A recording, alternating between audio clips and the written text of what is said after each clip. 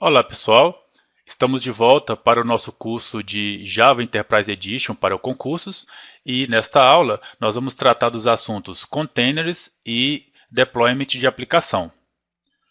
Os containers nós podemos considerar que é onde são publicados ou instalados os componentes da plataforma.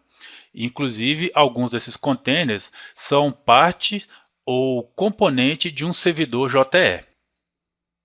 Dentro de um servidor JE, são os containers que vão fornecer os serviços de infraestrutura que vão dar suporte para as aplicações corporativas da plataforma. Então, nós podemos entender que o container vai ser a interface entre o componente e a funcionalidade de baixo nível. Nesse ponto, nós também podemos perceber a ideia da separação de preocupações, onde o componente que vai estar dentro do container é criado pelo desenvolvedor e o container propriamente dito vai ser o responsável por fornecer os serviços de infraestrutura que vão dar suporte ao componente da aplicação corporativa. Com isso, então, nós vamos ter um cenário onde os componentes ficam dentro dos containers e esses containers vão ser responsáveis por capturar e encaminhar as mensagens que são direcionadas aos seus respectivos componentes por meio das aplicações corporativas. E como que esses componentes são instalados ou publicados dentro de um container? Não é simplesmente pegar o .class da classe que implementa um componente, por exemplo, um .class de um servlet, e copiá-lo para dentro do diretório do container. Primeiramente, os componentes vão precisar ser montados em um módulo JE. Esse módulo vai ser respectivo para o tipo de container, e depois de esses componentes estarem montados em um módulo JE, aí sim que nós vamos implantar ou publicar o módulo no container, sendo que o módulo vai ter os componentes dentro dele. Esse processo de implantar a gente chama de deploy. A plataforma JE vai classificar esses serviços de infraestrutura que o container fornece em duas categorias: os serviços configuráveis e os serviços não configuráveis. Os serviços configuráveis são os serviços que nós podemos fazer alterações ou configurações por meio de um descritor de implementação, o Deployment Descriptor. São classificados como serviços configuráveis os serviços de segurança, onde nós podemos definir regras para autenticação e autorização.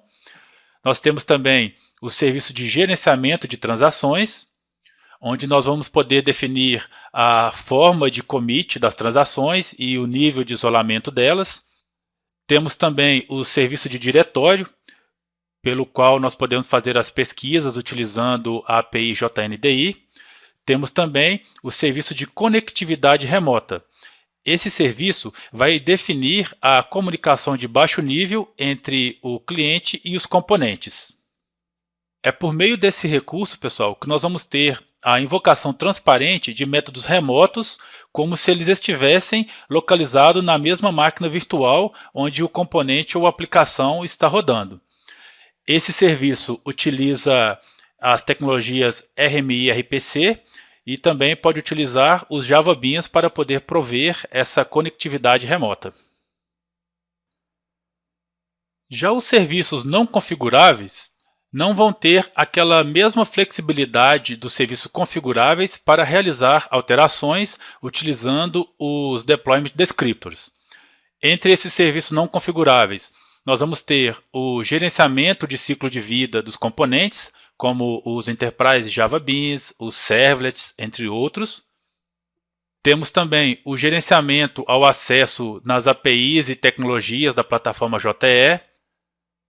Temos também o pooling e o caching de recursos para componentes, para conexões de banco de dados e outros recursos que possam permitir a melhora no desempenho da aplicação. E temos a persistência de dados, que no caso dela pode ser desativado o gerenciamento da persistência. Nós não temos a opção de definir o gerenciamento de persistência por meio de deployment descriptors, mas ele pode ser desativado dentro do container. E além desses serviços que são classificados como configuráveis e não configuráveis, o tutorial da plataforma ainda traz um outro serviço que ele não coloca em nenhuma das duas classificações, que é o Thread Safe. O Thread Safe vai ser um modo para realizar a proteção de threads contra possíveis erros durante operações simultâneas da aplicação cliente com o servidor de aplicações. E a plataforma apresenta o modo Thread Safe como sendo Single Thread para os componentes EJB ou Multithread para os outros componentes. E isso, como eu disse, nós encontramos no tutorial, então é bom termos ciência desse serviço dentro dos containers, mas o tutorial não traz maiores explicações de como o serviço Thread Safe vai ser classificado, se é configurável ou não configurável. Ainda sobre os containers, pessoal, nós vamos ver que a plataforma define 4 tipos. 2 que rodam no lado cliente e 2 que rodam no lado servidor. No lado cliente, nós vamos ter o Application Client Container e o Applet Container. No lado servidor, nós vamos ter o Web Container e o EJB Container. O container de aplicação cliente, como nós dissemos, ele vai rodar no lado cliente e vai ser responsável por tratar os componentes específicos da aplicação cliente. Esses componentes vão ser um conjunto de classes e bibliotecas que formam a aplicação cliente. E lembrando aqui que uma aplicação cliente ela pode conter funcionalidades mais complexas e normalmente ela utiliza pacotes gráficos como o Swing ou AWT na interface de usuário. Esse container vai ser executado na máquina virtual Java do cliente, ou para ser mais exato, no JRE, no Java Runtime Environment. E esse container também vai permitir a comunicação com o servidor JE. Essa comunicação pode acontecer utilizando o RMI sobre o IOP. Esse IOP é o Internet Interop Protocol, que vai ser uma implementação CORBA para o protocolo TCP, ou seja, ele vai ser utilizado para o transporte de dados. E nós também podemos utilizar o HTTP, que no caso específico ele vai ser utilizado para a comunicação com os servlets do container web. Um container de aplicação cliente vai ser composto então pelo JRE, que é o ambiente de execução. Dentro desse JRE nós vamos ter a máquina virtual Java e vamos ter APIs da família Java Enterprise Edition, como JDBC, JNDI, entre outros. E além disso, nós vamos ter também componentes da plataforma Java EE. No caso do container de aplicação cliente, nós vamos ter APIs para trabalhar com persistência, mensageria, web services e injeção de dependência. O outro container que roda no lado cliente é o container de applet.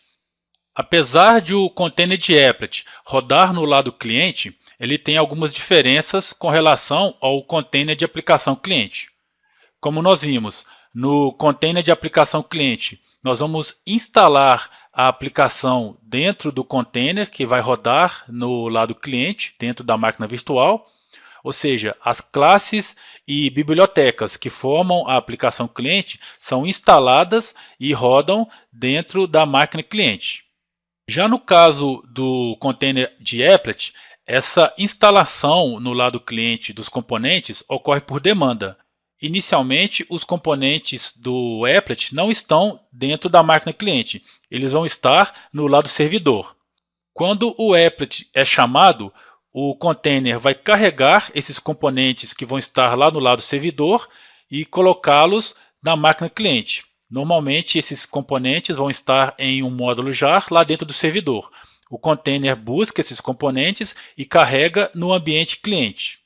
O container de applet vai ser formado pelo browser ou navegador e mais um applet viewer, que é um plugin Java que roda dentro do navegador. A chamada ao applet, então, vai acontecer de dentro do navegador e o applet viewer vai ser responsável por carregar esses componentes que estavam no lado servidor e fazer com que eles sejam instalados na máquina virtual do cliente e ali possam rodar. E como dissemos, no lado servidor, nós temos mais dois containers, o Web Container e o EJB Container.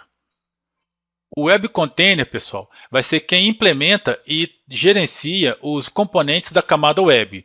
Então, ele vai ser responsável por controlar o ciclo de vida dos servlets. E por isso, nós vamos também poder chamar o Web Container de Servlet Container. E além de controlar o ciclo de vida dos servlets, o Web Container também vai gerenciar a execução das páginas web. Aqui nós vamos entender que as páginas web são construídas utilizando o componente Java Server Page ou o Java Server Faces. Apesar da particularidade desses dois componentes, pessoal, que nós vamos ver no próximo módulo, eles também são vistos pelo container web com um ciclo de vida semelhante ao dos servlets, porque internamente eles vão ser tratados como servlets pelo container web. Mas isso nós vamos ver no próximo módulo com bem mais detalhes. Outra funcionalidade que nós temos dentro do container web, mas que é específica da plataforma JE6 ou posterior, é a possibilidade de gerenciar os Enterprise Beans dentro da camada web. Normalmente, esses Enterprise Beans que são construídos dentro da camada web vão utilizar o EJB Lite, que nós podemos considerar como uma subespecificação da especificação Enterprise Java Beans. E isso também nós vamos ver com mais detalhe no próximo módulo do nosso curso de Java Enterprise Edition. E como que o Container Web trabalha, pessoal? Ele vai operar interceptando alguns tipos de requests que chegam no servidor. Entre esses tipos de request, nós vamos ter requests HTTP, SMTP, FTP, entre outros protocolos da camada de aplicação. Mas os servlets normalmente trabalham utilizando o protocolo HTTP, que é o mais comum para aplicações que utilizam o componente servlet. Tanto é que nós vamos ver na especificação servlet que nós temos componentes específicos para trabalhar com o protocolo HTTP. O Container Web vai ser composto pelo Java Runtime Environment, da mesma forma que os outros containers, onde nós vamos ter as APIs da Java Standard Edition e nós vamos ter também componentes da API Java Enterprise Edition. No Container Web, nós vamos ter APIs para segurança, controle de concorrência, persistência, mensageria, web services, injeção de dependência, validação de dados e gerenciamento de recursos.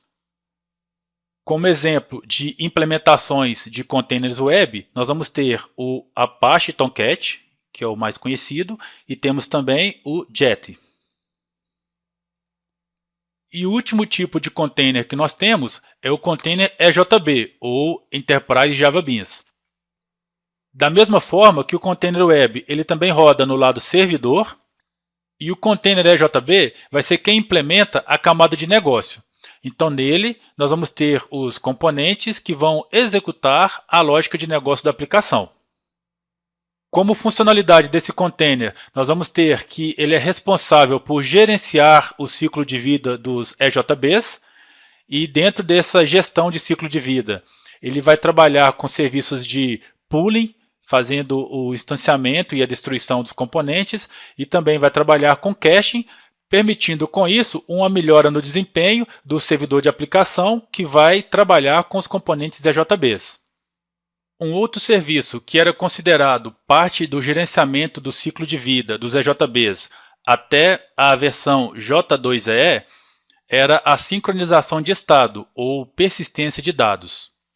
Esse serviço, pessoal, foi considerado interno ao ciclo de vida dos EJBs até a J2EE. A partir da Java EE5, essa sincronização de estados ou persistência de dados deixou de fazer parte do ciclo de vida dos EJBs, porque nós não vamos ter mais um tipo de Enterprise Java Beans que era o Entity Beans, que era responsável pela persistência de dados. Isso passou a ser responsabilidade da API JPA e nós veremos com mais detalhes no próximo módulo. O container EJB vai ser composto pelo Java Runtime Environment, onde nós vamos ter as APIs da Java Standard Edition e vamos ter também componentes da plataforma Java EE. Entre eles, nós vamos ter APIs para segurança, controle de transação, controle de concorrência, persistência, mensageria, web services, injeção de dependência, validação e recursos. Lembrando aqui que a persistência a partir do Java EE5 já não é mais parte do componente EJB, e sim uma API separada. Como exemplo de produtos que implementam o EJB Container, nós vamos ter os servidores de aplicação full, como JBoss, Glassfish, WebLogic e outros. E nós temos também um outro produto que implementa especificamente o Container Enterprise Java Beans, que é o projeto Apache OpenEJB. Sendo que o OpenEJB vai ser uma parte funcional do servidor de aplicação Apache Jerônimo. Até aqui, pessoal, nós vimos que temos 4 tipos de containers e que nesses containers nós vamos ter os componentes da plataforma JE. E vimos também, para que esses componentes funcionem dentro de um container, primeiro nós temos que montá-los em um módulo JE, e em seguida publicar ou instalar esses módulos dentro do seu respectivo container. Esse processo de instalar ou publicar os módulos nós chamamos de deployment das aplicações JE, e é o que nós vamos trabalhar nesse slide. O deployment, então, vai ser o processo de instalar a aplicação no servidor JE. E essa instalação vai ser publicando os componentes no seu respectivo container. Lembrando que os componentes vão estar agrupados em um módulo específico. Então, para uma aplicação JE, a unidade mais básica vai ser o módulo, ou seja, o módulo vai ser o tijolo com o qual nós vamos construir uma aplicação JE. E com isso, pessoal, nós podemos dizer que uma aplicação JE vai ser formada ou composta por um ou mais módulos, tendo dentro dele os seus componentes específicos. Dentro do Java EE, nós vamos ter 2 especificações tratando do assunto deployment de aplicação.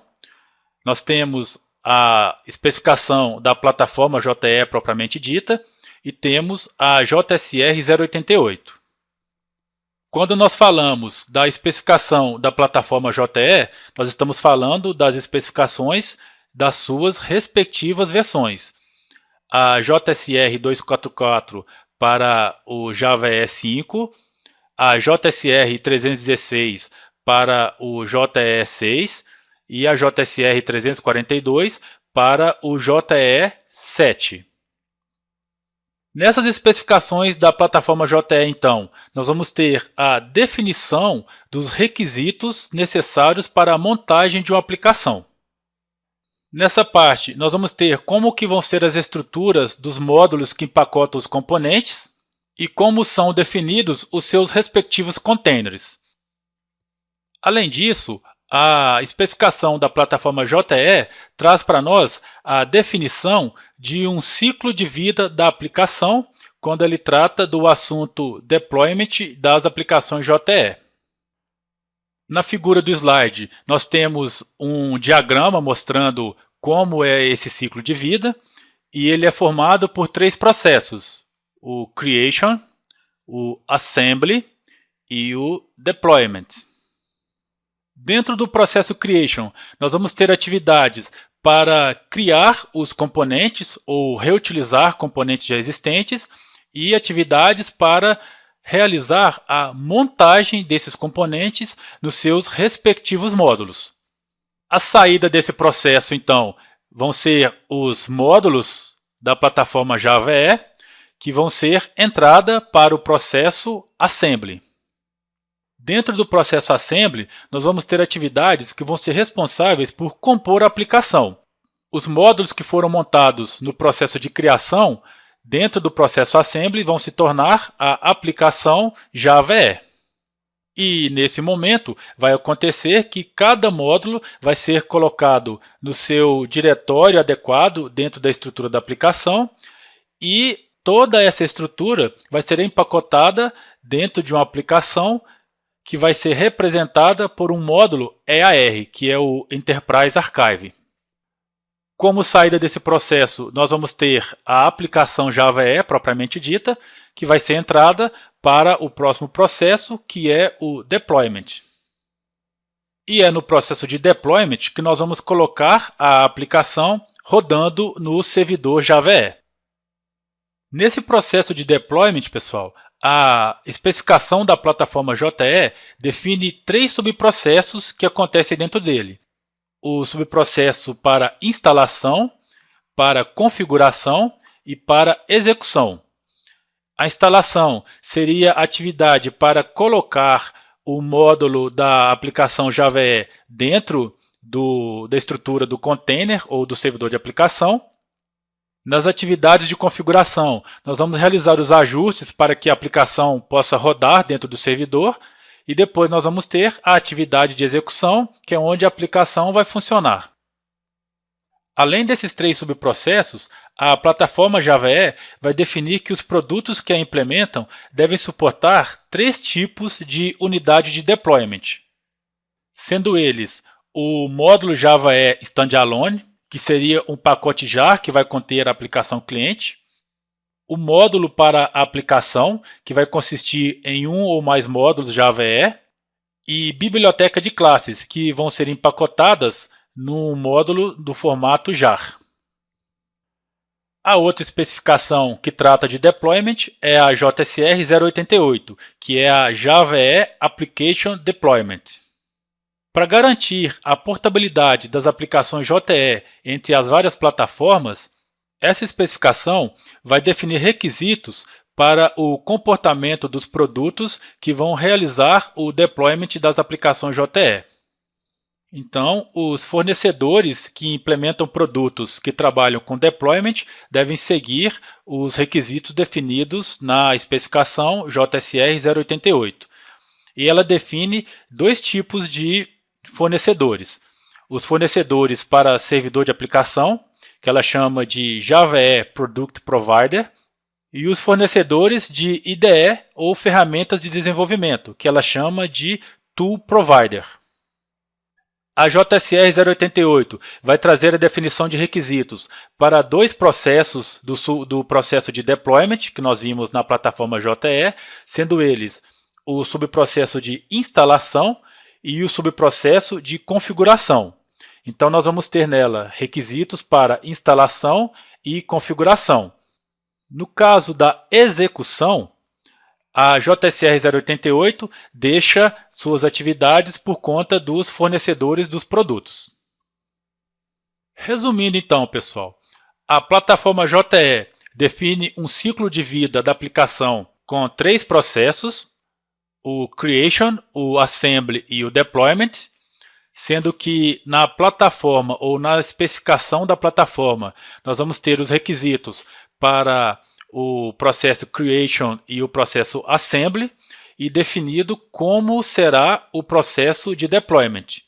Só que o processo de Deployment ele vai ter os requisitos definidos dentro da JSR 088. E esses requisitos vão trabalhar apenas com 2 subprocessos, a instalação e a configuração. Como vai ser a execução do deployment, a especificação deixou para que cada provedor, cada fornecedor de solução definisse o seu modo de operação. E com isso, nós fechamos essa aula. Nela nós trabalhamos os containers e os seus tipos, lembrando que são 4, né? E como se dá o processo de deployment dos módulos dentro dos containers. E na próxima aula, nós vamos ver como são as estruturas dos pacotes que contêm os componentes da plataforma JE. Até lá, pessoal!